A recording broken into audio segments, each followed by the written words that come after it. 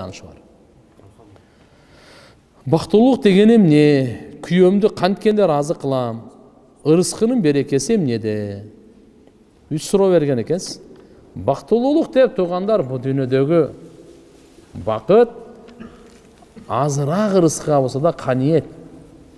Күнөөлөрдөн сактанып, Алла Тааланын буйруктарын аткаруу. Күнөөлөрдүн кечирилүүсү бактылуулук. Ахиреттеги бактылуулук дозоктун отунан кутулуп бейишке кирүүсү.